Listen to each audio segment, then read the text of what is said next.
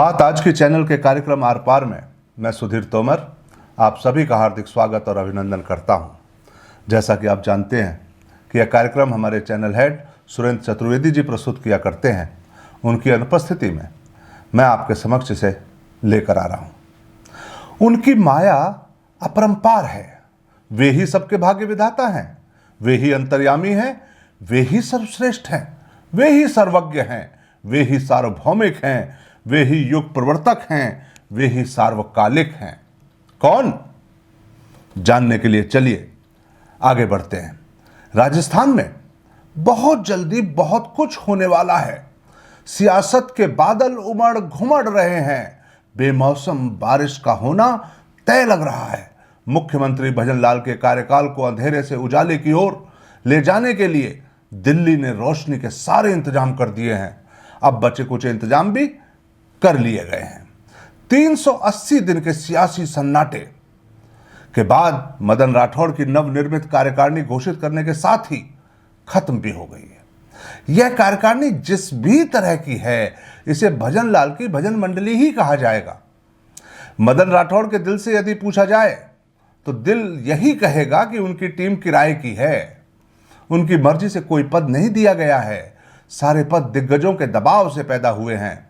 दोस्तों, इन दिनों दरअसल दिल्ली के सारे फैसले भजनलाल के हर विषय में फेल राजपाट को फिर से मजबूत बनाने की दिशा में हो रहे हैं।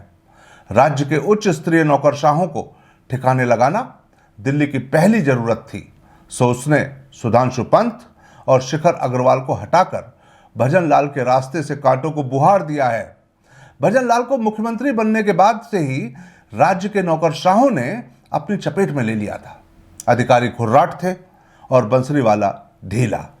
शातिर नौकरशाहों ने सुनियोजित चाल के तहत भजन मंडली को नकारा और निकम्मा बना दिया। लगभग सभी मंत्री यदि किरोड़ीलाल मीणा जी को छोड़ भी दें, नौकरशाही से परेशान कर दिए गए। मुख्यमंत्री जी अफसरों से इतने डरने लगे कि उन्होंने जयपुर रहकर ऑफिसरों पर शिकंजा कसने की जगह हर रोज हेलीकॉप्टर उठाकर राज्य को नापना शुरू कर दिया।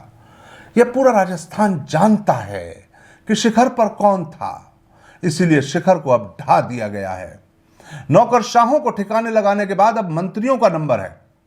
मुख्यमंत्री के अलावा दिल्ली के किसी नेता में कोई दिलचस्पी नहीं।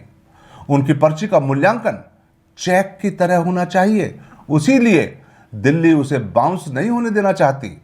दिल्ली चाहती तो मदन राठौड़ की कार्यकारिणी वे अपने हिसाब से मजबूत बनाते, नौकरशाहों का बदलाव भी ना करते, मंत्रिमंडल को भी ना छेड़ते, सिर्फ मुख्यमंत्री बदल देते।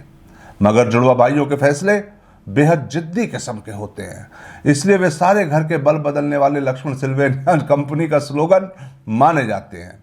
मित्रों, सारे बदलावों के बाद अब बहुत जल्दी मंत्रिमंडल बदला जाएगा। नए मंत्रिमंडल की लिस्ट तैयार कर दी गई है। जैसे अधिकारियों को हटाने की सारी कार्यवाही का मुख्यमंत्री तक को पता नहीं था, ठीक उसी तरह मंत्रिमंडल बदलाव भी उनको पता नहीं।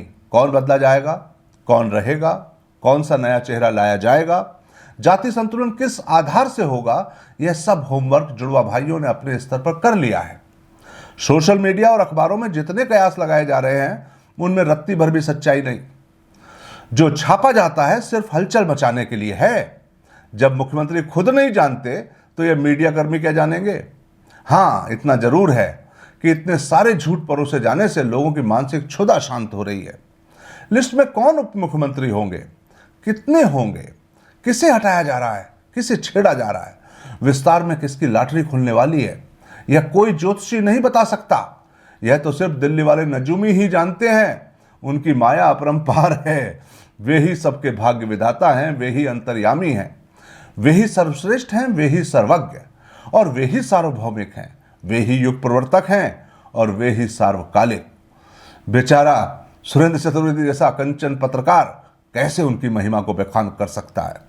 आज इतना ही, फिर मिलेंगे।